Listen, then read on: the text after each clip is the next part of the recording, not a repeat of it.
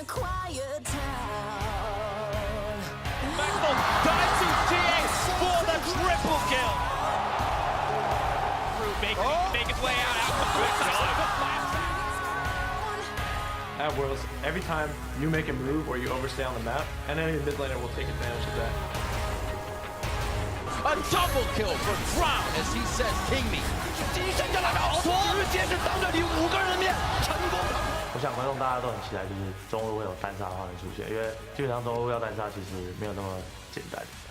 像以前那个 Faker 跟软优的对决，就是也让大家印象深刻，所以观众我觉得大家都很想看到就是单杀的画面。卢森过来又要偏，现在他们一直在找机会，社交麒麟进化比赛有用吗？没用啊，要单杀了，一把漂亮单杀。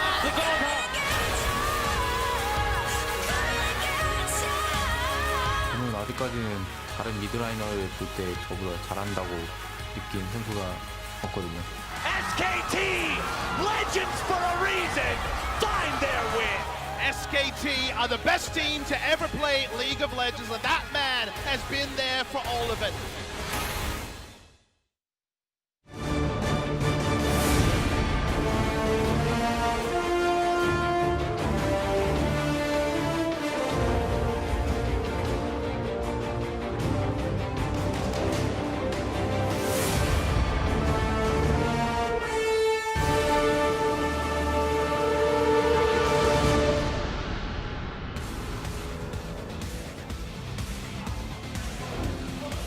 Welcome everyone to Wuhan, China, host of the 2017 World's Group Stage. We've seen all of the teams in action, and with our competitors fighting to get an edge in their group, we've got an explosive day ahead of us. Here, of course, you see the crowd that has packed the arena here to cheer on their favorite teams. No shortage of support for the LPL teams as they are in their home country. TSM, though, making their way into the arena.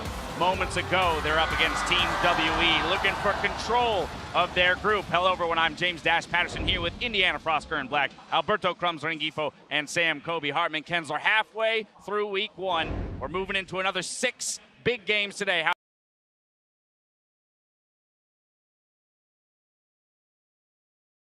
Samsung, Galaxy, TSM, and Cloud9 all on the roster. LPL is playing up against North America twice, which it has been the rivalry as to who can be the second best team. Now we've got a number of games that'll determine control of the group, put us, or rather give us a front runner in each of those groups. We'll see how those games shake out shortly. Let's check in with some of our international broadcast partners in the arena. We've got, of course, the Chinese broadcast team joining us and our friends from Brazil's CBLOL helping to bring this event to all of the corners of the globe. Thank you very much, guys. A truly international event. Now, yesterday we saw SKT pull off a historic comeback to take the lead in Group A, while the LCK champions Longzhu are looking like the strongest team in Group B.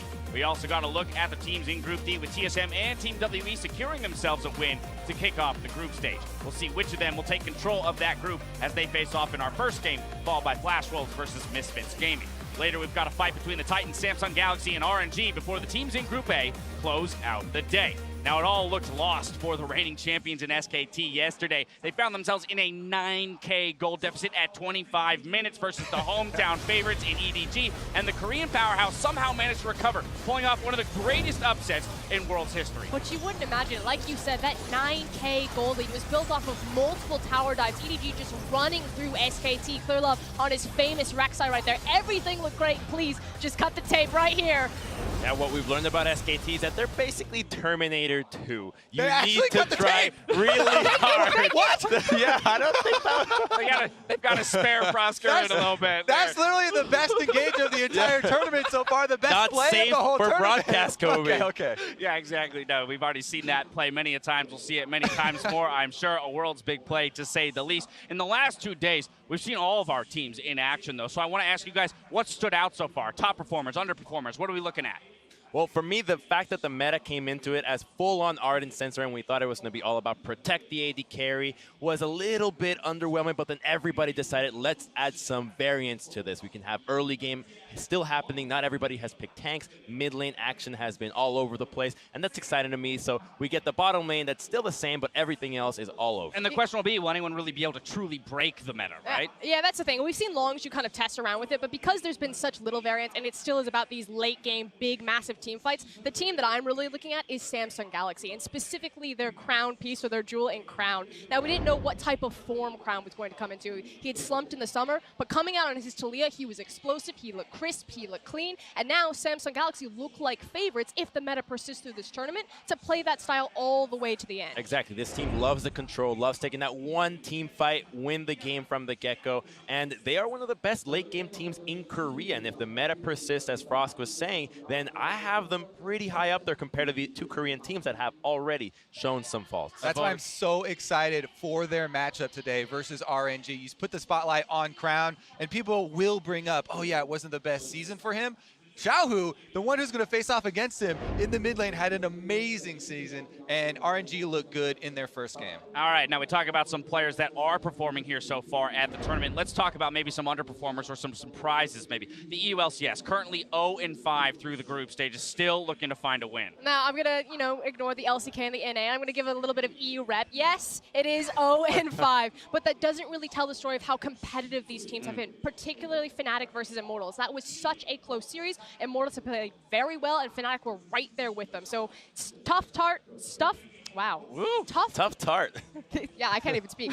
It's all right. Go tough EU. start. Yeah, there you go. Go EU. We're looking for some competitive matches out of them today. I would say, yeah, a lot of EU fans can put more hope in G2 as well if they're going to, pick a champion right now. Because G2, they had to play Samsung. You were just talking about, the pros of Samsung and how good they've been looking. So G2 probably are going to have an easier day today. And I think that they will pick up a win. No matter what, we can't jump to crazy conclusions. Remember last year, NA went 0-10 in the second half of group stages. So whoever does well here will still have to play very expertly. Nothing's decided as of yet. Still plenty to be determined. Our first game of the day features the top teams in Group D, TSM and Team WE, fighting for that control. Who do you guys think is going to take the victory here? Frost, starting with you. Okay, I'm going to say Team WE, but the reason being is that it is the late game meta. And yes, I think TSM are stronger in the early and mid game, and likewise against Flash Wolves, they've shown that they can 5v5 at 40 minutes with the best of them, but now they're going to have to actually face the best. Mystic took down the OG Uzi, now he needs to take down the NA Uzi. Alrighty, Crumbs, what are you thinking? I'm going with Team WE as well, but for other reasons, because when we saw TSM play, when we saw TSM play, Svenskeren was not good. In fact, quite bad. And you have Condi, arguably the best jungler in the tournament. I think he's just gonna roll him over. And Team WE looked like they know how to execute. And against TSM, the team that has been a little bit scary. What? Yeah, Team WE. Crumbs, just say what you need to say, Crumbs, so I can move on to not Kobe. saying anything. You guys are just looking at me like I just sinned. You're like second-guessing your own points over there. Kobe, what are you thinking? I am definitely going to go with TSM here. They keep bringing up, oh, yeah, TSM better in the early game. TSM have been focusing all year long on the late game. They're extremely confident in it. And people talking about the Ardent Sensor meta right now, that's really just the bottom lane, right? That's an AD carry plus a support who's going to have a shield with some, extra attack speed going there. But when that comes to Rise, the engagement becomes even more important. Hauntzer is in rare form right now. He had an amazing first game, and TSM, I think, are going to take this. Absolutely great form out of Hauntzer yesterday, but Svenskeren a weak point, as you mentioned, Crumbs. We'll see if he can shore up some of that play individually. We've already seen some solid performances so far, but we want to know what your big plays are. So hit us up at LOL Esports with your favorites, and we'll highlight them at the end of the week. That will do it for us here, though. Time to send it over to Riv, Vedius, and Azael, who are standing by for the call. And as we go, Doublelift gives us some thoughts on TSM's group opponents. Yeah, I'm not really scared of WE at all. I think Mystic is really highly praised, but definitely think I'm a lot better than him. And at MSI, TSM split games with WE, so that's kind of why I feel good that they split games with WE and Flash Wolves, and now I'm on the team, and I think we're a lot better. So, yeah, I guess we'll see if I can back it up. A little bit more humble in his trash talk, but still feeling confident as Doublelift is and TSM nearing the top of that Group D. I mean, I think Doublelift should be feeling very confident with how he looked yesterday. I thought he was incredible. Absolutely. Hello, everyone. Welcome back to the games as we unfold the best of the best going head-to-head at the group stage here at Worlds 2017. I'm Rivington Bisson III, joined by Andrew Vedius Day and Isaac Azael Cummings Bentley. Gentlemen, we have quite a game on our hands in just a few minutes. The first fight of the day between Team WE and the NALCS champions TSM. as they are about to head to the stage for the second time here in the group stage. Really exciting to see both these teams match up, and we got to start off with TSM, who are going to be repping, I believe, the blue side in game 1. They absolutely will. Hauntzer going to be filling into that top lane as he did yesterday. Svenskeren in the jungle, Bjergsen roaming around in mid, Doublelift at bot with Biofrost as his support, and Coach Park for picks and bans. And coming up on the red side, their opponents today are going to be Team WE. In the top lane, 957. Condi in the jungle has been crushing it. Xiye in the mid lane. Mystic and Ben going to be that bot and support with Coach Home. And both of these teams we see have started group stage with that victory. But while Team WE were in full control against Misfits Gaming, TSM had a tougher time taking down Flash Wolves, as we saw. Yeah, they really did. I mean, TSM had a real nail-biter of a game compared to WE's dominant victory over Misfits. Yes, they were going up against a harder opponent, but people had TSM as a favorite in this group, and we really saw that Flash Wolves came to play. It was a very tight game. Hauntzer, though, came up huge. Doublelift, I think, played very well also on the Tristana, and that kind of allowed them to be able to buy time and go late and have them get to this point where they could take over in some late game team fights. Yeah, it was really impressive to see Hauntzer step up on the international stage, because last year there was a lot of debate about whether or not how well he was holding up against many other top laners at the tournament, but it seems that he came in swinging. He wanted to prove something yesterday rather, and I think he did a fantastic job. And we have to turn our attention as well to the other side of the rift. 2 wins here. Team WE dominating Misfits in their win. And you can easily look at that mid lane. Look at Xiye. The LeBlanc was unstoppable. This guy, he had a fantastic performance. His early game might not have been the strongest, but very quickly he transitioned that into a very quick 7-0-0 scoreline. Roaming down to the bottom lane, finding pick after pick, getting a triple kill and a massive team fight that effectively won them the game. This guy just really stepped up in yesterday's performance, and I'm excited to see him match up against Bjergsen once more, just like they did back in MSI earlier in the year. And I think it's going to tell us a lot about the state of the group, because we've already seen Flash Wolves can compete with TSM. That is a very capable team. How good is WE? Are they really, so dominant that they can look as good as they did against Misfits, against TSM, or was it just a case of a weaker opponent? And that's what we're going to be able to find out. And WE goes to play a Flash Wolves after this in their next game, so it kind of helped to have that momentum going in, knowing their takedown TSM, and that happened for TSM as well. This is going to be a big one. That focus for me kind of here is, as it was a little bit for the analyst, that's seeing if Svenskeren can shore up those weaknesses from yesterday, because Condi was a monster in the jungle. I'm really excited to see him play today, because I feel like during the plans, and especially yesterday, he's been such a big part of the success of Team WE. Yeah. And when you compare that to the performance of Svenskeren, like we heard on the desk, I think that there's a bit of a mismatch going in favor of Condi. So Sven, he needs to find his form once again. I think he has the potential to do it. I think he has the power to match up against Condi, but right now he doesn't seem like the favorite. And while the early game was concerning from Svenskeren somewhat, I think he did pick it up in the later stages game. He did perform well in team fights, and it was also a very good sign for TSM fans who are remembering back to last year's Worlds that the newer players are playing much better. Hauntzer and Biofrost, who I think struggled last year at Worlds to play to their level, are showing a much more promising first game against a tough opponent. So we're looking to see more of that from the North American team here. Absolutely, and as we're about to get into Champion Select, we have to expect to see these late game scaling compositions. I'd actually be very surprised to see if one of these teams tries to go for the early aggression. TSM winning under 30 isn't something we usually see. It's those late game extravagant team fights they always find themselves in. WE as well. A lot of respect already being shown towards Condi. He did bring it out during the playing stages. This was the champion that allowed Condi to get 2 Baron steals back to back. And he's basically saying, okay, I realize I'm pretty good at this champion. Yeah, it always feels good to draw respect then, it kind of builds that confidence a little bit. It is going to be interesting to see if either of these teams are going to be focusing very many bans on the supports, trying to target those protective supports in the bot lane.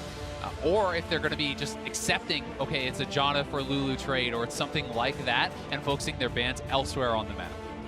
Jarvan gets taken out from TSM side, as Team WE does not want to see that in the engages. A lot of that hard for sure engage, obviously coming out and picks and bans here, so you get through that early game safe and sound. Now Sejuani still up and available for both these sides. Both the Janna and Lulu also been very popular throughout the group stages of Worlds so far, and already one will be taken off the board. So now this increases the value of Lulu.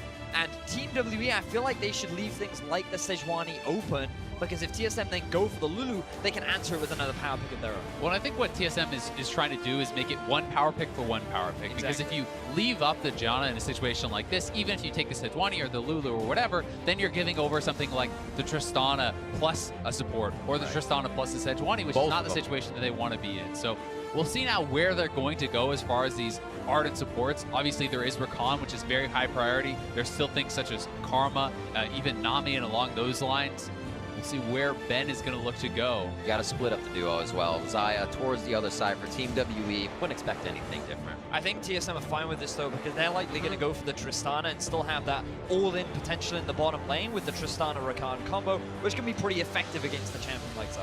And Biofrost is actually extremely good on this champion. If you did watch the NA finals, you know that he can have standout performances as an engager on this champion, and certainly a comfort pick for him.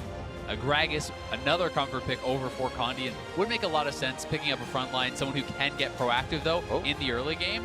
But it is going to be Sejuani. Decides to switch it up at the last moment. And that would be Gragas possibly going in the hands now of TSM to round out what would be in the jungle. Don't have to pick just yet. Had a great conversation with Frost earlier in the day, and she said that when it comes to the LPL, a champion like Xayah is something that the Chinese teams will pick to win their lane. They consider it to be the strongest AD carry in the current meta, and if they're going to pick it, they're looking for dominance. And after Mystic did have a great laning phase yesterday, he wants to try and match the challenge that Doublelift issued him before the start of this draft. Which would lead you to believe that they are going to go for more of an aggressive support. You would hope. Lane, something more like a Karma and less like a Braum or something along those lines. Not that we've really been seeing the tanky defensive supports. This does make a lot of sense though. Tristana going over to Doublelift, another very big comfort pick for him. Something that he can usually survive lane on, and then really look to take over in the turret pushes, in the late game and mid game team fights. It was also something that he had a great performance on yesterday. His damage numbers were ridiculous. I believe he was around 1.3k damage per minute. Absolute insane performance from him, and I'm excited to see what he can do with it today. Oh, I was figuring switch to the Taric. I was thinking about that though, because you can always Featherstorm out of it. It's a bit of a weird Cosmic Radiance interaction, but still makes a very strong level. I mean, this is already drafting a very powerful team fighting composition here from WE. One thing I will say though is if you're looking to dominate lane, Taric is very rarely the champion to do it, and you would have to think that the Rakan and the Tristana, especially in combination with the Gragas, could perhaps provide some threat over onto the Taric. Because while people think of Taric as a tank support, when you're building Ardent Sensor, you really are not. You're extremely squishy and you're a melee champion, so you have to be very careful about your positioning, and sometimes it can be difficult to get involved. Second phase of bans going through. The Gnar is taken away from Hauntzer on TSM, delivering the loss to Flash Wolves on that. Pretty devastating play from him. He will have to choose something else as Cassio is taken away from xiye on the side of TSM. 10 seconds left here for Team WE's final Phase 2 ban. The next pick here is going to be very important for WE if they want to show what 957 is going to play, or if they're going to kind of save him for later and show xiye's pick here. Because either way, the strength from TSM in the solo lanes has been very prevalent. We know that Bjergsen and Hauntzer are able to play to dominate lane, and one of them will get to pick an advantageous matchup. Syndra's as well left up in that mid lane. Could go to the side of TSM, but he may as well take that away from xiye if it comes to it. LeBlanc still left up in that case with his 7-0 gameplay yesterday on that. Yeah, we also still have Orianna on the table. Something like that can fit in very well with a comp to buff up Doublelift to protect him. Gives you the wave clear, gives you the team fight. Yeah, that can be delivered, as we saw to great effect via Wolf and Faker. And there's the Syndra actually picked up. The LeBlanc was chosen to be banned by TSM. So good power in the mid lane for xiye. Game-changing power as well you can get from Syndra. So now TSM, they might be looking for a little bit more utility because they've got plenty of engage coming out from the Rakan and the Gragas. They have the option to put Hauntzer either on a tank in the form of something like a Cho'Gath or a Maokai, or they could go for something like a bit more of a carry. He did have a great game on Gnar. Obviously being respected by Team WE will force TSM to go a little bit more meta, a little bit more standard with what they go in the top. But now will Bjergsen try and get himself a counter? Will he go for something like the Echo and be a little bit more adventurous, or will he go with something standard like the Corki? I'm guessing we are going to see something like the Corki or the Orianna. I think it fits very well into the composition that they're already drafting. You have a big frontliner. You have the consistent damage coming out from Doublelift on the Tristana, and the Corki, I think, makes a lot of sense in the context of this lane. It's also, as far as itemization, when you're going against a magic damage dealing jungler as well as the Syndra, building into something early like a Hex Drinker can give you a lot of safety through the laning phase. Now, I feel like that there's a good possibility of something a little bit interesting coming out from Team WE.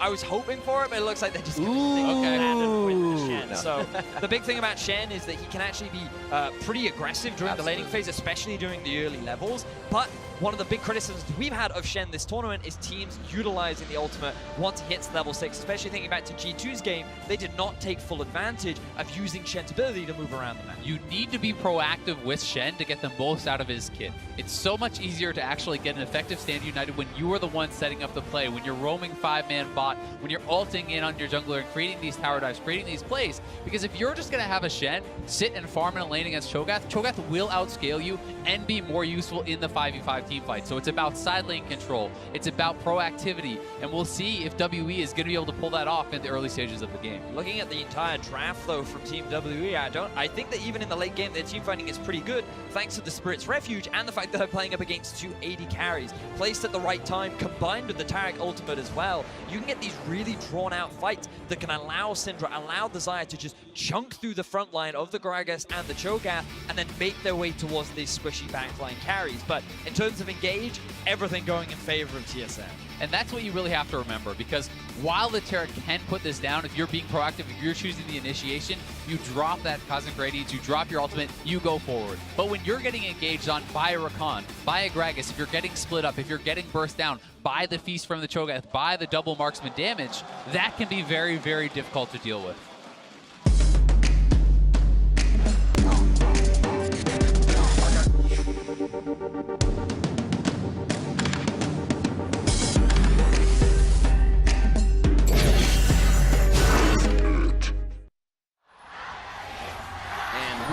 On the Rift. Group D will find a 2-0 placement holder after this matchup, be it TSM or Team WE. One team has to walk away with a loss here, and who will sit atop Group D? We find out shortly. Another concern that I have when I'm looking at Team WE's composition is that no one on the top side of the map is actually going to force Hauntzer into building any armor. So if you build into early magic resistance, if you want to go for something like an Abyssal or a Spirit Visage early on, as well as the Mercury Treads, you're really going to be very difficult to kill from the Shen, from the Sejuani, from the Syndra as well. Like, it's so easy to itemize. It depends as well whether or not they want a little bit more in terms of engage, because we did see Righteous Glory rushes from a few Cho'Gaths as well, and that was just good facilitating, being like, oh, okay, we actually feel really strong around the mid-game. We feel like we want to try and force a couple fights, and it very much depends on what Hauntzer wants to try and do. I think that it makes a lot of sense, prioritizing early magic resistance, but TSM could say, you know what, we have the Trinity Force from the Corki, we have a Tristana who does a fair amount of early game damage as well. Like, maybe they just want to be a little bit more active in the early. Yeah, and if you're not feeling the threat of those kills anyway, then you can just skip that, right? Because Shen is not going to put on a lot of solo kill pressure regardless, so if you're confident in the vision that is being provided here from Svenskeren, if you're confident in your ability to survive those ganks, then you don't have to be as worried, and that's when it comes back again to those junglers. Yep, we'll see Sven starting both on the bottom side, going toward the top. They'll have their double buffs, but looking at those summoner spells, not recently have we seen the Ignite coming in for those bot lanes, and Doublelift and Biofrost have that kill pressure here. May be able to start that little bit of early aggression in the bot lane if they choose to do so. And I'm really excited to see how these two teams match up, because thinking back to how these two teams played yesterday, TSM, they did have a very long, drawn-out back and forth going up against Flash Wolves, whereas for WE, they were just very quick and very dominant in how they dismantled Misfits.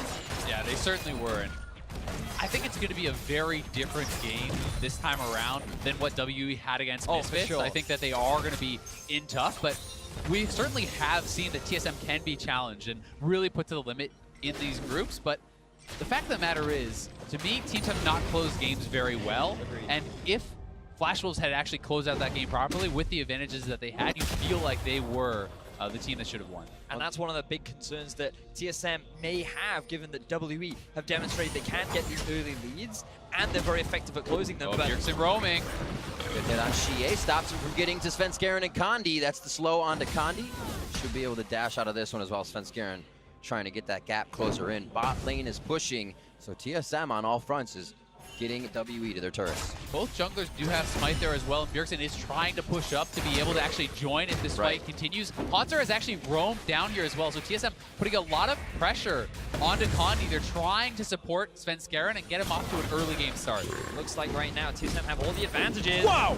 Oh, absolutely amazing. He's going to live throughout that one, though. Just enough HP to survive the red buff tick. Hauntzer using the blast cone just off screen to get as close as possible to Condi. He was ready to flash. He was ready to go in and get that kill. But unfortunately, it was not there fast enough. So Condi is able to walk away with his life. But Hauntzer really didn't lose anything. He had actually had the push on top side, so he shoved in the wave, makes this roam. It also means that Condi is going to lose his Krugs here too. So that's 2 camps that go the way of Svenskeren. It's pressure on the top side, and this is Shen without a taunt here. Just outside of turret range, able to deliver to that. Svenskeren wins the jungle. Svenskeren helps win top lane, having a much better start to his game this time around. I think that was a bit of a misplay there from 957, using the taunt, knowing that the top side of the jungle did not belong to Team WE, is now going to force him to use his flash and going to give a little bit more pressure over to Hauntzer. So this early game matchup that often can go heavily in the favor of the Shen is now being pushed back due to the lack of respect from 957. It also gives a lot of information to TSM because they cleared the top side of the jungle. They know the only place that Condi could be is on the bot side, so we'll see how much respect TSM is giving over to that. They already have a couple wards in the river, one by mid lane that I believe did spot the pink ward as it went down, as well as another in the river brush. So we'll see if Doublelift and Biofrost are able to stay safe. Still got to keep an eye on Condi. I feel like this hasn't really hurt him too much. As soon as WE is able to start making moves, they do not stop, and Condi's usually on the front line of that. A little aggression with the dazzle towards Doublelift, buffered rocket jump to safety as Team WE gets a little bit of lane control here as their minion wave pushing it. Mystic and Ben doing a good job of applying pressure in the 2 versus 2, but you can see that there's a big minion wave stacking right now. Doublelift should have the farm advantage, and that's very much what you'd expect from a Tristana Rakan lane. We talked during the draft how a lot of the LPL teams consider Xayah to be the strongest AD carry in terms of the 2 versus 2, and a very limited number of gems that can already match her. But when you pair her up with a Taric, it's much harder to have that same kind of pressure, which is where this deficit is coming from. Certainly the case, but either way, it is such a powerful team fighter that you're willing to kind of sometimes make that sacrifice, and it's one of the reasons that we're seeing the rise in popularity here from the Taric because of how good it is in the later stages of the game. When you have a high amount of CDR, the cooldown is so low on your ultimate, and you can continually reset fights with that. Still pretty quiet on the home front, 6 minutes in. Condi able to stave off what was happening in the jungle, didn't lose his flash, now able to get a few deep wards in. And this gives that Team WE up for their own engagements, for their own starts as the waves are pushing back towards TSM here. We can also see Mountain Drake spawned on the bottom side, likely to be one of the higher priority Drakes that are available, but right now neither team really focusing on the bot side. Looks like Team WE, their eyes are on the top. No TP on Hauntzer, only level 5, but he think he reads the play. Yeah, I think he has read this play. They're calling the missing from mid lane. The problem is he has to actually back up, and while they are calling out the play, he will be able to go back and farm with the CS. But I was going to say, if they're trying to zone him off that turret, sometimes even just applying the pressure can cause you to lose the experience, lose the farm, which can make the plays worthwhile. A lot of pings, and that Scryer's Bloom shot towards the blue buff area. You see like TSM's going to get their own deep wards in here and see if they can try to deny a few resources and get maybe some pressure on this first Mountain Drake, if anything comes of it. And it looks like before that, they're thinking about trying to contest this blue buff. They have to remember, though, this is a level 6 Shen. Hauntzer does not have TP, so this is not really a play that I think TSM is set up to be able to make. When Stand United is available, when TP is available, you have to play respectful of that Shen. Because if Hauntzer doesn't have insight to actually interrupt, then you can't really go for those sort of plays. Seeing Hauntzer up in that top lane. He has too much, if any, stacks just yet. Hasn't decided to chomp down. He's still holding off as he might make his way into the jungle and make that his first as a red buff respawns here for Team WE. Looks like he is working towards that righteous story. We were talking about itemization earlier on. TSM saying, you know what, we want that additional bit of engage from the top side of the map, but for now their focus is on this top side where they had control around the spawning of the red buff. They've already got this deep vision down. The problem for them is that Bjergsen is pushed underneath his turret, but yeah, okay. he's a Cho'Gath. It's very easy for him to steal away the camp. So good job, Hauntzer. And it's not only just a stolen camp, that's a red buff, which really does make it a lot more difficult to lane against this guy. It's the damage from the true damage, the slow, and as well as a lot of HP regen, which is such a big part if you're trying to trade aggressively. And while Hauntzer is not really defensively itemizing himself against this magic damage, you can see that Bjergsen is looking like he wants to pick up a Hex Shrinker and maybe even then go towards a Phage, which is pretty defensive on the side of this Corki. If he doesn't complete it, could change things up and try to just sit on that Null Magic Mantle, but it's actually Doublelift roaming up, and Rakan, I believe Biofrost is heading towards mid lane here as well. They may be trying to set up a 3-man play. You can see the pings coming out from Team WE. They recognize that Doublelift is missing.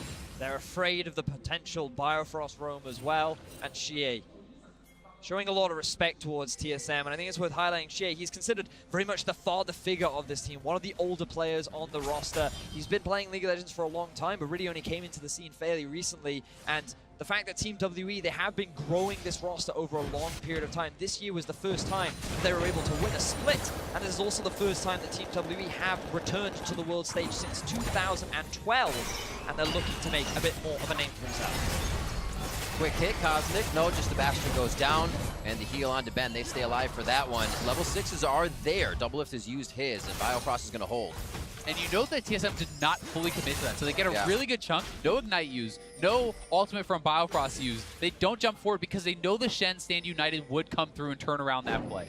And the TP was unavailable from Hauntzer, so there's no way for him to match to help support the bottom lane out. Like the respect from TSM's duo for the time being, but now there's going to be a battle for this Drake. Will missing from Biofrost. They get out Svenskeren's flash, making sure he's still there to fight the bigger fight here, that war for the dragon. They're going to have to be looped down to the bottom side, which leaves Bjergsen on the top here. It doesn't look like anybody's going to get anything out of this dragon just yet. And TSM wants to continue trying to push up these waves. They're trying to buy time for Hauntzer's TP to come back, which it has. So now if they can get good buys off, they would be able to try to contest for one of these dragons. Both junglers are down around bot side though, but Condi has made his way to lane faster, and a pick here could mean that objective goes over to WE. Slow play. You can see Team WE and TSM playing the somebody's here but not really. Go aggressive on us. We want to get that counter, and that's in both of their minds. That's why we're seeing the stalemate. Condi may be making the first move though. A lot of respect being given between these two teams, and both a lot of confidence as well in their late game play. Neither of these teams are feeling the pressure to make any early moves because they feel like they are the ones that are going to have the advantages in the later side. But Condi feels like he's getting a little bit antsy. He is spending a ton of time here on the bottom side. So hard to take this lane out. A buffered rocket jump from Doublelift. Biofrost able to dance back and just get the safety in. It would be extravagant if they were able to pull it off, but I believe Team WE still could if they went for it. TSM stays safe for now, and again, more farming. And they're able to get their buys off. I mean, Bjergsen's out on the map with the package. He has his Hex Shrinker now too, but taking a lot of poke there, and Svenskeren has been able to establish a farm advantage. That's where a fair bit of their gold lead has come from, simply because Condi was really trying to make these ganks happen. Whoa. Nice little dodge out. That actually relieves quite a bit of pressure for this dragon if something else can happen. If a flash is now blown in favor of TSM. Condi just trying to send out a message, being like, I am around, I have control over the river. But it will, as you rightly said, Riv, it will alleviate a bit of pressure now from TSM. They're not as afraid of that jungle gang from Condi because that big ultimate is unavailable. So bit of pressure swing now back in the favor of TSM, but again, a lot of praise for TSM for respecting that Shen. You can see Team WE trying their best to utilize that ultimate, but Hauntzer always pushing the Shen underneath the tower. He's got to a point where he has plenty of wave clear and the Shen cannot match it. Now that he's picked up the Tiamat, it'll be a little bit easier, but Team WE, they're trying their hardest to utilize 957 and bring him to the rest of the map. And while TSM pulled back last time the blue buff contest was available, this time they are confident to go for it. You can see Hauntzer has backed off. He's actually farming the jungle so that he could not be interrupted if he tries the TP in here. But xiye is able to pull it away, and nicely comboed actually Syndra. Super obnoxious, able to just pick up those jungle creeps and walk off with them. The invade, the strategy, and the setup from TSM was good, but we got outplayed by those. See when this opening could be. A few turrets in favor of TSM could unlock the Corki and the Doublelift at the right time, the Corki and the Tristana at the right time. Same thing for WE though. Xiye coming online, getting a few items for himself as he unleashes that power. We could easily see a Bjergsen or a Doublelift going down. And this is one of those games where when both teams are playing this passively for so long, sometimes you kind of lose track of how much damage your opponents are going to be dealing in the team fights because you haven't really been fighting. You haven't had this progressive ramp up. It's just all of a sudden you're fighting someone with a completed item, and those first fights can decide the games in these types of situations. Slow play as TSM tries to grab a little bit more control around the map, taking it accordingly as Team WE gets a chance to back, put a few more items in. Xiye chooses the Merc Shreds to keep himself moving around and dishing out a bit more damage. Now, this may very well be a little bit boring to watch. It is the expectation of what the current meta is, but I think it's really important to highlight what this will also give birth to. Exactly. There's going to be a lot of very impressive team fights that are on, because something that TSM have been working on this year is more of a defensive early game, transitioning into a stronger mid to late game team, and trying to improve their decision making and their team fighting ability. The thing that Team WE are famous for is their team fighting prowess and individual talent when it comes to those 5v5 skirmishes. That's why they are considered the very different, really the top team in China, because nobody else plays like they do, and they were able to demonstrate that earlier in the year at MSI. So both these teams, they've got their team fight compositions, they're teams that are specialized in improving their team fights, and that's just going to make these team fights so much more exciting later into the game. And where do you think we get that team fight? Seems like TSM is rarely going to forget there's a Stand United coming. Maybe kind of face-checking a brush, dodging out though, and they'll be able to get some vision, but how can we see this happening maybe at the Dragon? Yeah, I mean, I certainly think it could be around Dragon, and it might very well be right now. We'll see if Svenskeren is able to get away. The Stand United's coming in. Flash on Svenskeren. This is the same thing that happened right behind Red when they went for Dragon the first time. Could he be going down? Battle Dance in. The saves are there. And Svenskeren's going to live. No! Unleash power just to range. Xiye picks up first blood. Doublelift is coming up, though. They have Hauntzer actually continuing to push on the top side, so we'll see if WE tries to extend this advantage and go for the Mountain Dragon. But just like yesterday, it's Svenskeren that ends up going down. He sticks around a little too long. He doesn't pay enough respect, and Team WE are quick to punish. Condi with the setup, the Shen follow up as well. They find first blood, and now their eyes are on Hauntzer. It's been a slow rinse and repeat for Team WE in the same area, denying TSM the blue buff, denying TSM that range. They held off for Condi's ult to come back, and again go for the same play. Hauntzer now being routed out of Team WE's jungle, and Bjergsen will be there for safe passage. Hauntzer did get a ton of damage, though, off in that top lane. They're actually going for an all-in on the bot side. Quill, he's got Benzai, but they want the kill here, and Mystic looks like he can get it on Biofrost. They get a little bit of a heal back as Doublelift wants to step forward. There's the barrier that comes out as Ignite has already been used, and the Buster shot gets a Feather Storm. Still a good trade there for TSM. They get the ultimate, they get two summoners down, and this is Svenskeren moving forward, getting Condi. Wanted to hold on to that flash, but once he's already hit by one stun, he flashes. Nice aim there from Condi to actually attach with the next. The Stand United was then coming in. They use the Taric ultimate aggressively here to enable this tower dive. Xiye simply stepping forward and unleashing the power. And know how Hauntzer, he just stayed top lane. He realized that there was no point in him TPing in to try and assist the team. His focus was on that top tower.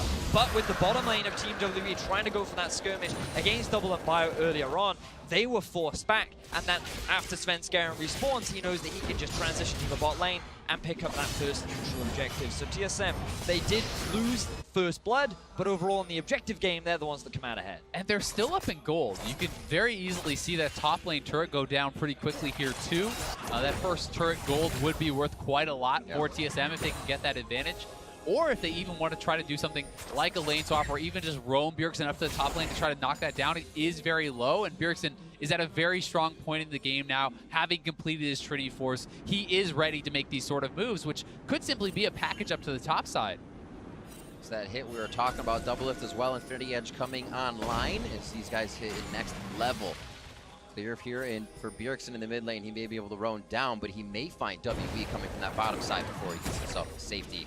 And does not look like Condi's going in. I think both these teams are going to be looking to try and set up their AD carries for success because, as we said earlier in the day, we heard from Doublelift that he was very much about, he believes that he is stronger than Mystic, especially after seeing his performance. And now we're seeing the bottom lane set up. but nothing's going to happen. So in and out. Makes you want to pull your hair out. So this, again, the reason that TSM is not going forward is because they're respecting the fact that Stand United could be available. It's not up for another second or two, but they didn't have the exact timing. And Bjergsen is able to make that roam that I just talked about. Just uses the package speed, goes up the top side, knocks down the first turret, and this is making it even harder for 957. And I would say that TSM has done a good job of actually neutralizing the early game advantage of that Shen, not allowing him to really get too much done with these Stand Uniteds. Looking at a CS lead in that top lane, in that mid lane, and pretty much even out of the bot lane here as we're looking for those turrets to go down. A little bit of a setup here for Team WE. They got quite a bit of time before that next Mountain Drake, but it is going to be those Drakes that teams will want to get these structures down, those objectives down. And you're seeing WE more and more set up in these bushes. They're waiting for TSM to extend a little bit too far. And if someone from TSM does step forward into one of these unwarded bushes, they will be pounced on, they will be taken out. So TSM is playing with a lot of respect, and you can see Svenskeren was actually ulted by xiye, knocked very low, but does survive. And I think Team WE, their eyes are on this tier 1 tower in the bottom lane right now. And because TSM understand the rough positioning of Condi, they're immediately going to answer. So both these teams going back and forth, but TSM are always the team that are coming out ahead in terms of the objectives. Yeah, I mean, Biofrost is actually left lane. He just faced. He's going towards mid, so they've made the call to actually give up this bot side turret. They're going to try to trade it for the Rift Herald and then perhaps get a lot of pressure down on mid lane immediately with that. You can see that Biofrost is heading up there. Doublelift is going to go bot side to catch the wave, but TSM is very clearly looking to answer on the other side of the map. Yeah, I think this is fine for TSM because their eyes will be to take down that mid tier 1 as well. Against the Syndra, it's pretty difficult to siege. You always got to be respectful of the pick power that she has with the stun. And she has a fair amount of wave clear. So with the Rift Herald, they have that extra bit of clear needed to chunk out and open up the map that much more. It is going to take a moment longer as well. TSM backs, which means Team WE are going to get these waves pushed a few times. Then they can set up the Rift Herald from TSM side. But I'm sure WE will be ready for it. We haven't seen too many forward wards being placed by either team, though. A lot of action just around that dragon and in the lanes. So somebody could get in trouble trying to get these wards placed here. You see TSM's getting cleared out. Yeah, they're kind of trying to make some incursions into each other's red side jungle, but haven't been able to get any full control over their opponent's jungle. Both teams playing with a lot of respect, and both teams extremely evenly matched so far. And it's really going to come down, I think, a lot to the engages from TSM. Can they find those great engages with the Rakan, with this Gragas, or will WE be able to utilize that Taric ultimate to really get a lot of damage done? And I think those item spikes are going to be one of the biggest determining factors as to when those engages come out, because TSM, they're waiting for this opportunity. Bjergsen coming from the flank. He's going to meet xiye on the right side. Cosmic Radiance goes down. Doublelift forced to flash out of that one, actually quite low to start. Gets Condi back. He throws the ultimate down, and that's only going to hit Svenskeren. That could be the kill that WE needs, though, to gain control of this jungle. Biofrost gets unleashed on as well, and it's 2 kills coming in for WE. And it's TSM trying to go for the engage, but it's Team WE to come out with the team fight win. Fantastic punish from Condi, expecting the flash from Svenskeren and still able to land the ultimate. They get themselves 2 kills, and now they're looking for more. And we talked about the engages there, and Biofrost completely whiffed his grand entrance. He was not able to hit anyone with that RW combo, and does get taken out on the exit as well. So TSM losing a lot there, losing multiple flashes as well as those kills, and they are going to lose the top side turret here. WE knowing when they could attack, figuring there was just the amount. Ooh! Another shot from Bjergsen. I was going to say just the right amount of people there to fight, but Bjergsen knew just the right amount of damage for xiye in mid. The one man you can always count on in the mid lane is Bjergsen. We hyped up xiye at the start of the game, but you can never count this superstar out. Finding the solo kill down, now being able to utilize the Rift Herald as well. TSM, they're going to get themselves a turret. And this is Bjergsen seeing that xiye had his flash down, capitalizing, getting something back for them. And they will knock down that mid lane turret while Doublelift is pressuring on the top side. So this is really a big swing back for TSM and helps them even the game right back out. And such a big mistake from xiye as well. He is one of the leaders of the team. He is one of the experienced players that a lot of the young players look up to and rely on. And if he falls down to Bjergsen, you have to wonder how that affects their confidence, because they've been finding a lot of successful fights, but this game is still very even. TSM are the ones that have control over the towers, and TSM have control of the Mountain Drake. But let's see how this fight actually breaks down. And here's the play again. Bjergsen simply flashing over that Q, knowing that the Summoner is not available from xiye from the earlier skirmish. Gets them the kill, gets them mid lane control and that tower. And now they get their second Mountain Dragon. So the threat of a Baron rush becomes so real. With that second Mountain Dragon going over to TSM means they're going to be able to burn this down very quickly, and WE will always have to make a concerted effort to keep vision around the Baron at all times. Yeah, Cho'Gath as well, you always have to respect it. Look at Bjergsen once again. Right after his Hex Drinker Triforce, getting that BF sword, looking for even more damage. Pickaxe after that, and I can pretty much know what's coming into his inventory with that Infinity Edge. Yeah, Bjergsen is off to a really good point. Doublelift quietly has been farming away. Mystic is outpacing him because of the kills, because of the additional CS that he has been able to pick up. Thankfully, because of the pressure they put bot side, and WE is going to be looking to go mid lane to try to answer this turret back. So we'll see if TSM will be ready. A few pings towards the bot. Hauntzer is trying to seek out 957 as he was roaming up, saying, I can't stop that TP, I can't stop the Stand United. They're back buddy system on the bot side as they farm it out.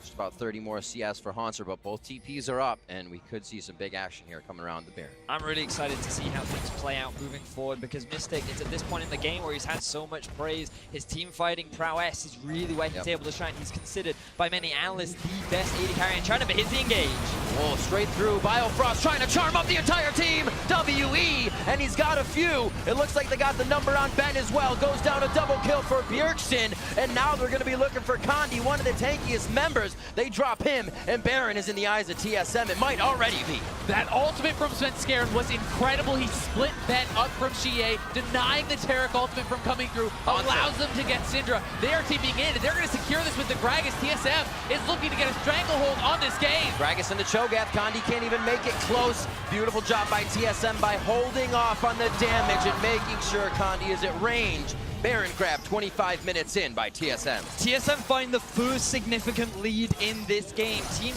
WE, they get caught unawares. They make an uncharacteristic mistake, and they don't respect the engage from Biofrost. Keep your eyes on how this setup starts. Biofrost comes in, gets a great two-man knockup along with the charm, and then the Gragas ultimate from Svenskeren, splitting up the team, allowing the rest of TSM to just shred through the lineup of Team WE. Condi, he's famous for his Baron steals, but TSM know that, and they don't allow him to take it away.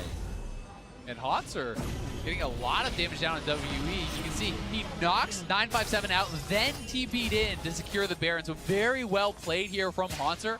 Not only is he kind of outscaling his opponent, he's already on 7 stacks, he's up a lot of farm, and the Cho'Gath is going to be a menace in these team fights and be pivotal in helping to burst people down before the Taric ultimate completes. It's absolutely ridiculous to take into consideration how much happened off the ball there for Hauntzer when we were watching the fight. It could have gone much different. 2 Ocean Drakes now to that. Bjergsen on Corki and Doublelift on Tristana. The Demolition team is going to be wiping down these turrets if they get a moment at them.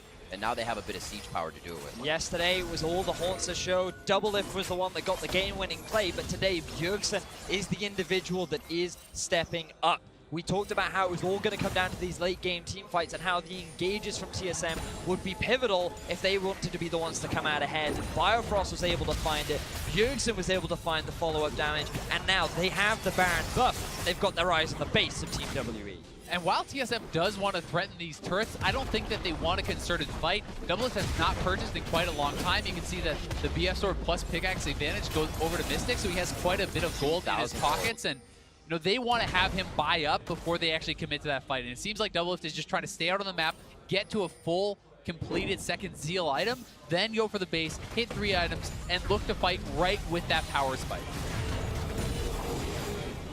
Like they won't go for the full push here, knowing Team WE will have time to respond, but now TSM can take another look at the map and figure out exactly what they want to do with this buff. Hauntzer has just about all the time in the world, and by the time he gets to that point in what would be the top lane, if they go bottom, he'll have teleport again. Now the big thing here that's concerning for Team WE is historically when they fall behind, they tend to be a lot more reserved. They tend to pull back a lot more, and they wait for their opposition to make that kind of a mistake. But what we've been seeing from TSM is, especially in the late game, they're so much clearer in their decision making. They know how to be able to siege onto these towers and break into their opposition's base. So if Team WE don't look to try and catch TSM off guard, don't look to try and make this play, TSM are just going to slowly and gradually work their way into the base of Team WE and bleed them out of this game.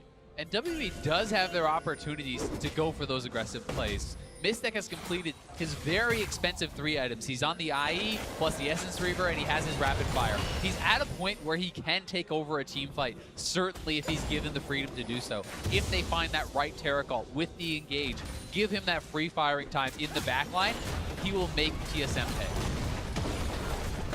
So one of the interesting things of that, Rakan versus Taric, if you get the Charm in, the Cosmic Radiance comes in when everybody has half HP, and then you don't feel as strong to fight after it wears off. Biofrost will get in there with the engages. Ben is having a hard time to save the team. However, it can go very wrong very quick here. You know, Team WE can still bite back quite strong. Good items on xiye, Condi, and 957. A ton of crowd control to lock up these fights, and if Mystic and Ben place are positioned correctly, it turns right back around. And now both teams are going to be eyeing up that Baron once more, because it gets a little bit harder for TSM to siege onto the base of Team WE. They always have to respect the engage power of Sejuani and the Syndra, but the majority of the map still belongs to TSM. They're the ones that have a lot of vision control throughout the entire river, and they'll be able to pick up another Ocean Drake thanks to that control. And that is why the vision control is so important in a game like this, because of the powerful engage from TSM. If WE loses vision control in one side of their jungle, they can no longer enter because of the threat coming out of Biofrost and Svenskeren to immediately jump on them and start one of those fights that they aren't prepared for. Looking over at what the buddy system is here, it is Bjergsen who gets the Knight's Vow from Svenskeren. Can obviously change it whenever he wants to, but Bjergsen with the pack wanting to go in these fights. It's nice to actually have that on him. You can see Mystics coming in there from 957. And looking at some of the extra itemization as well, Svenskeren getting a relatively early locket, which is going to be huge against a champion like Syndra. The amount of burst that it can mitigate can be really effective, on top of the fact that Mystic, we're keeping our eyes on him and in the amount of damage that he can output, but some of the shielding that is available on TSM is going to make that burst so much harder to put on. It really is, and especially when you pair that locket along with the redemption, it buys time for the redemption to actually be able to come down, which can be a game-turning point. You get to figure out if it's yours or the enemy team's. Do I run out or do I run in? The split-second decisions, the executive decisions here 30 minutes in, trying to be made by TSM and both Team WE. Looking at just about a minute on Baron, expect the wards to go down and expect them to be heavily protected at this point in time. And the one thing we do have to say is Team WE, they weren't really able to utilize the Shen this game. You have to give a lot of credit to TSM preventing them from trying, because we did see Team WE attempt a lot in the early game to take advantage of it, but it just became harder and harder, and now we're at a point where the Cho'Gath just has so much more value in a lot of these fights. And this is something I like to talk about, where it's not thinking about your win conditions, it's thinking about what are your opponent's win conditions, right? And TSM in the early game did a very good job of saying, how does WE beat us this game? Well, they're proactive. They find ways to get the Shen involved early before the Cho'Gath can scale, before the Cho'Gath can overtake him in power, so they don't give that to their opponents. They say, you know what, if you could be over there, we won't go there. We'll play very defensively. We'll ward very defensively. We'll allow ourselves to give up some vision early and get to a very strong point where you can then start to take over the map. And they actually handled it quite well. The question was, would Svenskeren be a part of that? And he was actually a very big part of it, pushing Condi out. Team WE staving off that early aggression as it happened. We saw the first blood coming to them onto TSM, onto Svenskeren as he got caught. Now it seems TSM back in favor with the Baron, back in favor with this lane control, and Team WE is still looking for a way into this fight. It's a very frightening point in the game, too, when Hauntzer is almost full build. I mean, he's already 4 fully completed items. Just has that 1 slot for pink wards. He's going to do a massive amount of damage to anyone in the front line, so Ben has to be even better with the Taric ultimate to make sure it comes down in time. Gotta Watch how much they focus on Condi right away, but same thing for Team WE. Look at Hauntzer as they open up the side to the rest of TSM. They feel like the fight is good with 957 in the front, but they pull off knowing they got a bit of a hit on that Hauntzer's Cho'Gath. Initially, that looked quite scary for Team WE because Hauntzer was just sitting in that brush, waiting for the opportune flank. But the moment the Shen ultimate came down onto xiye, TSM just disengaged. They're like, there's no need for us to hard commit to this. There's no need to try and force a fight. And that's going to be a big ultimate that's now unavailable for Team WE.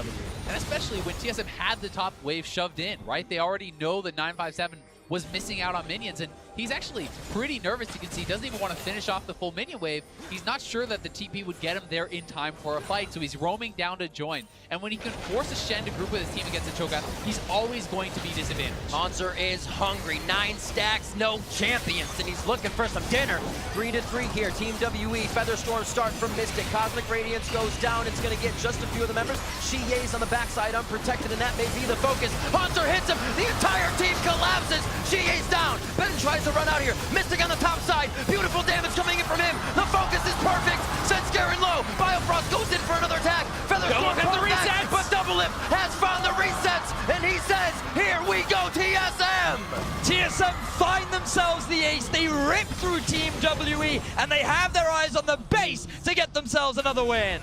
And they will be able to at least get the inhibitor here. We'll see if they can get the inhibitor, then go back for the Baron, because the minion wave is not yet here. So this will take them some time, and we'll see if they decide to try to go for Nexus first or retreat back to the Baron. The Baron would certainly be the safer option here, but they might want to try to risk it. Look at those death timers though. Doublelift and Bjergsen just shred through these towers. I don't think Team WE are going to respond in time, and I think TSM are going to take first in the group. They have a Corki, they have a Tristana, they're the demolition team, and TSM will sit atop of Group D, 2-0, starting off the 2017 Worlds Group Stages. TSM demonstrating that they can match the team fighting of the LPL squads. Team WE praised so much for their ability to fight, but it was always TSM finding the great fights for them, utilizing the Rakan to set up the engages, playing around the map very patiently, and as you rightly said, Azelle, just respecting the win conditions of their opposition to get a very clean game overall. And I think that TSM showed an excellent understanding of the strengths and weaknesses of that Taric. The way that they actually played their 2 major team fights, Svenskeren splitting up Ben and xiye in the earlier team fight, which allows them to win that and get Baron. Then the second team fight, putting just enough pressure without committing forward. Rakan had never used an ultimate. No summoners had been actually deployed, and they get Ben to drop the Taric ultimate defensively. They back up, they absorb the damage. As soon as it expires, they go forward for the kill.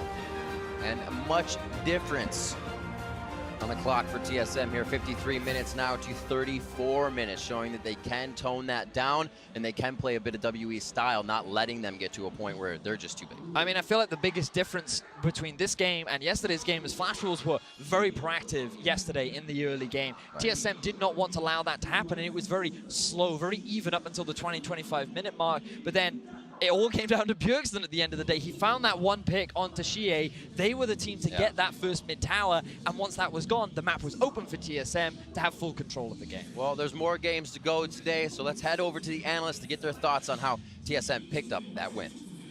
Thank you very much, Rivington. TSM grabbing control of Group D, now moving to 2-0. In just a bit, we'll hear from the man in the mid lane. Before we do that, we're going to take a moment to break it down here. Let's talk draft. Who got the better end of the deal this time around? I absolutely hated Team WE's draft. I thought TSM outplayed them massively from the very first pick. So by prioritizing Rakan and picking it first, it automatically meant that Team WE were going to be pigeonholed into grabbing Xayah. You have to separate that combo, but then that also meant that you gave Doublelift to Tristana. Then you add in the Syndra, the Shen, and I'm just like, who is Syndra ever supposed to kill at any point in this game? And it really looks like TSM has already set their sights on the composition style that they like. You have strong solo lanes, and you have the safe, your backup with your Tristana hitting that late game that can always come up into the very end. But the early and mid game, the solo lanes from Hauntzer and Bjergsen were just killing it. Hauntzer specifically, almost getting a solo turret by himself, but so much pressure on the map that World Elite had to respond and just bought so much time for everybody else. And you can use this composition that World Elite drafted effectively, but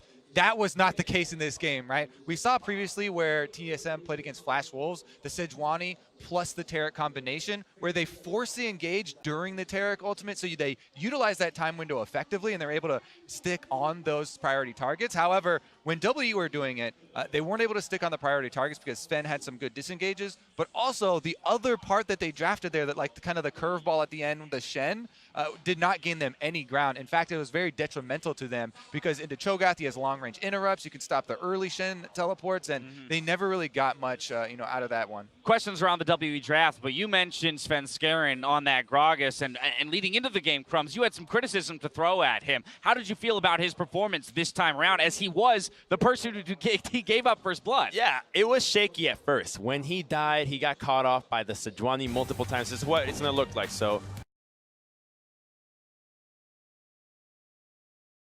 the body slam misses, and then Stand United comes through. But you're going to look at Ben to be the real hero for this. Sure, the CC is there, but the fact that the Taric ultimate connects allows xiye to push forward, hit the ultimate, and not have to worry about any retaliation from TSM. But then, in the context of the whole game, you look at how much they used for that, and that was the Stand United, as you mentioned. This allowed the top turret to be like 40% of it was taken in that duration by Hauntzer. So even though First Blood bonus goes over to Team WE, it set up TSM for later getting first tower bonus. Actually, Hauntzer stealing red buff was also critical for him getting that advantage into the top side. But Svenskeren, even though he did get caught there, his early invade on Condi was great. He almost got first blood by himself, and so it's a much improved game from him compared to game 1 yesterday. But Svenskeren last year looked great on Worlds, and I just think it's nerves that are hitting him now, and he's slowly getting better, and I expect him to improve after seeing this performance. I know that you're talking a lot about Sven, but I actually really still want to put the focus on Hauntzer. I think that TSM had tempo control pretty much at every single point in that game. You know, it was first tower, first Rift Herald,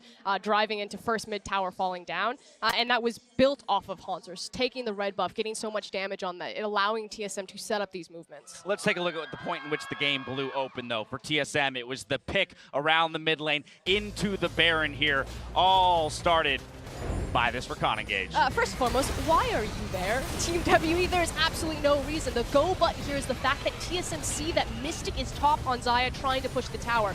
No reason to be on that ramp. Also, I want to highlight the mini-map in this replay. If you're watching it from the very beginning, Team WE, again, they drafted this Shen on purpose for the last bit of their draft here, yet they don't have 957 in position behind his turret before they're setting up for that play. If Frost is asking why are they there, you could think, oh yeah, they have a Shen. They're planning on bringing the Shen here, with that extra man, but they didn't tell Shen.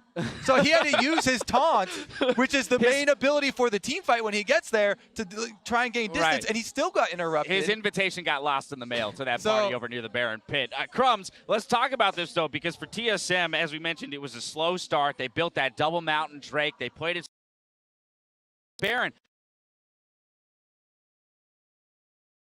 Be your Ace or Predator replay here. Huge fight for TSM. Now, you gotta watch your AD carries, Bjergsen and Doublelift. They're just waiting on the sidelines, and then Mystic is trying to get some pot shots because Syndra just can't kill anybody right now from this position. And so while the tanks are taking all the damage, you've got Doublelift and Bjergsen just waiting for the opportunity. And the second that Sven finds Syndra, that's game over for them. They could just go haywire on this one, and then Doublelift is gonna just clean house at the very end. Yeah, it looks okay at this point until you realize that Doublelift is untouched. He finds that backline. It's 1 Goomba stop, 2 Goomba stop. That's a free game. That's the Tristana, though. Like, the champion for TSM has been so powerful. I really think that they have to start not letting Doublelift get this pick, allowing him to be free to do whatever he wants, especially because Tristana, the interaction with rocket jump into Sejuani, always rocket jump out of there. You don't have to take cleanse as an AD carry. You don't even have to prioritize an early QSS. Higher DPS, higher spikes, more damage. Would you rather have him on the Xayah, on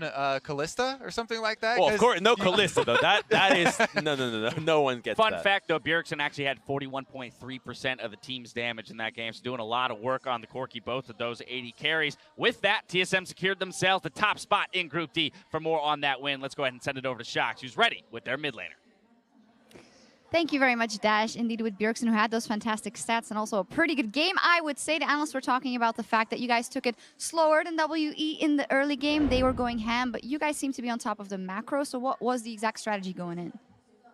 I think when they have the Shen, Syndra, Sejuani, that's kind of they have the global to help out, and Syndra Sejuani has so much just CC and one-shot potential in the 2v2. So it's really hard for Sven and I to kind of move around the map, so we were forced to play slower in a sense. But the Corki Gragas was going to be better later in team fights. So it's mostly about trading when we had to, defending when we had to, and looking for any opportunities. We had to get a lead, which was mostly just Hauntzer winning top 1v1 straight up. So that was kind of our mindset going into the game. Oh, sorry. Oh, it's okay. But once you guys did get the lead, it seemed like it was pretty easy to close it out. And I want to just remember yesterday's game because that was one of those tough games where there's a lot of difficulties in closing out. So it must be really nice to be able to play a game like this. And you now find yourself at the top of the standing. So are you starting to feel, I wouldn't say comfortable, but a bit more secure in the fact that you'll be able to advance? Yeah, I think our early game was a lot better today, just the way we communicated across map and we had a plan kind of as a team overall, whereas in the Flash Rolls, we had the stronger early game, but we just weren't making the right plays, and eventually they flipped the switch on us and they made the first play. So I feel like today we made a lot of really good adjustments from yesterday, and obviously the game was less grueling. I think it's obvious that today we felt more comfortable on stage and just everyone played better. Well, it's going great so far. Of course, there's a lot of pressure, as always, on the shoulders of TSM. The hype seems to be even higher than normal, and you guys are 2-0. But a lot of people are interested in the growth you've gone through. You've come back with the same roster. Is there anything you can pinpoint in your play, in the team's play, in the team's the way they look at the game that you think has really leveled up from last year at Worlds? Looking at last year Worlds and at MSI, I felt like if we got behind, we would have a really hard time coming back in the game and knowing what to do when we were behind. But we showed yesterday against Flash Wolves that we could fall behind by a good amount and still make it back through. Our team just has insanely strong team fighting, so I feel like even if we're down in gold, if we get the TSM team fight, we'll still come back. But obviously a lot of things, but I feel like our mentality from behind is the biggest change from back then. All right, that's great to hear. 2-0 so far. Thank you very much, Bjergsen, and good luck with the rest of the games. And Flash Wolves versus Misfits Gaming is up after the break, so don't go anywhere. That is one of my favorites, the process of elimination. Right next to the intelligence thinking. The logical thinking. Analytical thinking. The intelligence thinking. I forgot the word. Going to be going down, Battle Dance in, the saves are there, and Svenskeren's going to live. No, at least power just screams. xiye picks up first blood. Throws the ultimate down, and that's only going to hit Svenskeren. That could be the kill that WE needs, though, to gain control of this jungle. Biofrost gets unleashed on as well. Look, Syndra! She didn't get Taric ulti. Yeah, I'm on Taric now. I'm on Taric, no flash. I cancel. Okay. Keep chasing. Yeah, let's go. Biofrost goes in for another attack. Feather Look at the resets. But Doublelift has found the resets, and he says, here we go, TSM!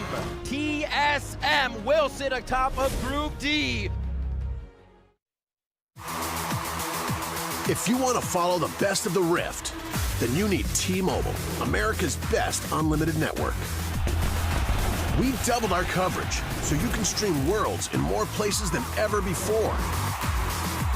With T-Mobile, don't miss a moment from the first battle, all the way to the lifting of the Summoner's Cup. Another reason why T-Mobile is America's best unlimited network.